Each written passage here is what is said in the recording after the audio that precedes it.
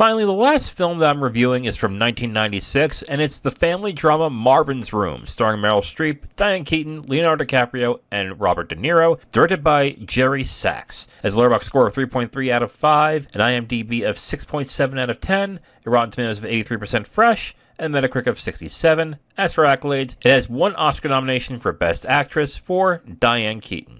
Man, I would love to be sitting here right now saying, just look at the cast of Marvin's Room. How can this film not be good? It has to be good because the performers are obviously great. And unfortunately, that is not the case. But I will say the three main performers of this film are very good. That's Diane Keaton, Meryl Streep, and Leonardo DiCaprio. I think DiCaprio has the best performance, but I also think he has the best character in the film, so I think that kind of helps as well. His is the one character where there seems to be a bit of dramatic tension that I was actually starting to really get attached to. And I really wanted to know more about that character, but that becomes a problem because there's a bunch of issues I have with the film. And one is that this film has this kind of humorous comedic tone that just doesn't work at all. There's a bunch of scenes in the film that is meant for comedy's sake, and it just feels like none of them fit. One of the bigger ones that I had an issue with seeing the comedy in was everything involving the doctor in the film. The doctor is played by Robert De Niro, and there are some comedic elements with him, but it's mostly involving his brother, who I think is either slow or just dim-witted. I don't know, but there was comedy being derived from that, and I just was like, I don't know what the joke is, but I'm supposed to laugh. And I'm not, so okay, let's move on. And that's a problem not just because it's not funny. The humorous tone of the film also dampens the dramatic effect of the film. So when it gets to the more serious parts of what's going on with Diane Keaton's character, which she's going through, it's kind of hard to just pivot from comedy to drama, especially when the comedy doesn't work. Now, the drama is all right, but the drama is all right because the performers are really good. But there's a bigger problem involved as well, is that the characters aren't all that deep, and neither is the story. Now, the reason why is because the film is about 96 minutes, and the things that you would need to get attached to the characters, the depth, the emotional range that you would need from these actors, is pretty much truncated due to this small runtime. I can't believe I'm saying this because I really didn't like a lot of what I was watching, but if this film was 2 hours long, I think it could have saved itself a little bit, maybe give a little more time for Streep and Keaton to actually work together to make something else work, aside from just relying on DiCaprio's performance as Hank. I mean, none of the characters are all that deep or interesting at all in the end of the film, except for DiCaprio's character. But even then, the amount of time given to develop these characters is just not enough. In my eyes, you're relying on tropes, and you're relying on a lot of things just visually to carry the film, and it's just not deep enough to really get an emotional attachment to anything in this film. I can't say I was disappointed because I really wasn't expecting much from this, but I was expecting at least some great performances to at least carry the film to be average to above average, and that didn't even do it. Marvin's Room is really not that good of a movie in my eyes. Now, in every episode of Watch, Rate, Heart, I not only give you my opinion of the film I'm watching, but I also give you the opinions of the Letterboxd community. This first review is from Asiane. Asiane gives it 3 stars out of 5, and Asiane says, a simple and rather hopeful story, but with a given simplicity goes with one more thing. Not reaching for anything more besides the obvious moral, not even wanting to explore something in a broader way. See, and that was my biggest problem. I do enjoy films and appreciate films that just say, we're just going to do one thing, and we're going to do it right.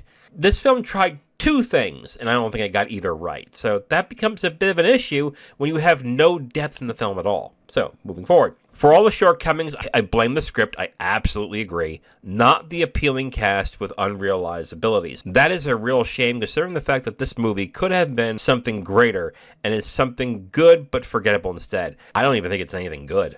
I will say forgettable, at least. But I absolutely agree with Asiane here. This could have been a lot better than what it was, but the script is what makes it fall apart. This next review is from Paige. Paige gives it 2.5 stars out of 5, and Paige says, the point of view of Goofy looking down is laugh my ass off. Yeah, that was something, all right. And the ending got me like, is that it?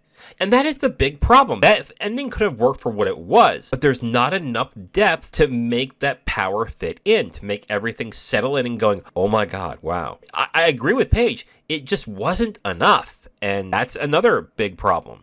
Okay, so I'm going to say this person's name, and I think I've got it right. If I have it wrong, I am so sorry. But then again, you put a Wikipedia page of something that I think makes it obvious. So anyway, this next review is from Pube. Pube gives it 3 stars out of 5, and Pube says, Oscar-worthy acting in what is basically a made-for-TV movie. Yes, absolutely.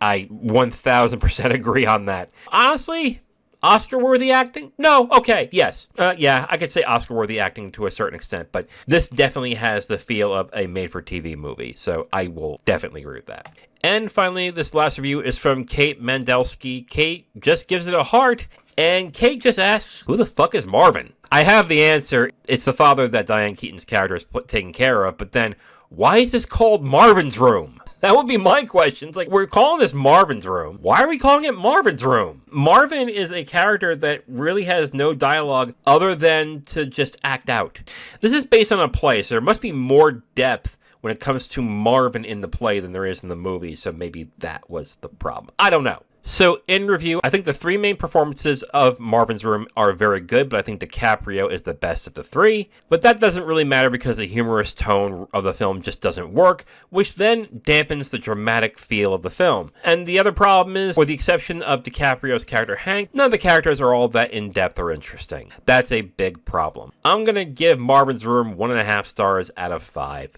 I can't say I am disappointed by the film. I wasn't really expecting much seeing the reviews and seeing the ratings and everything. But I will say that the actors did their very best with the material that they were given. It's just that the material sunk them so far, it was kind of hard to swim out of it. I think the tone is really what does not work in the film at all. And both the writer and the director, I think, is mostly at fault for the problems of Marvin's Room. But if you like these 3 actors, and I know a lot of you do, I mean, who doesn't like Diane Keaton? I guess check it out, but I wouldn't expect much. So overall, 1.5 stars out of 5 for me for Marvin's Room. Now let's recap the films I reviewed in this week's videos. I gave 3 stars out of 5 for The Kids Are All Right.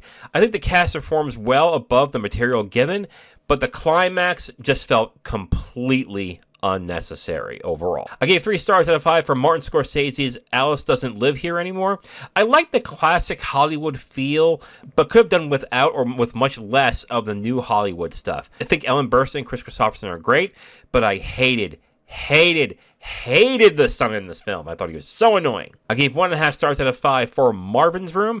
Good performances by the main cast with DiCaprio as the highlight of the film, but the humor doesn't land and that hampers on the drama overall. And my film of the week is easily Terms of Endearment, which I gave 4 stars out of 5 with a heart. It has great performances all around, but I love Winger's performance in the film. I think she gives one of the best performances I've seen from an actress. I think the comedy is very good and the drama gets really good at the end, but everything surrounding Winger's character in her life really feels weak, whether it's the marriage aspect or even the men that she gets involved with, I think are just overall weak throughout the entire film. But my film of the week is Terms of Endearment.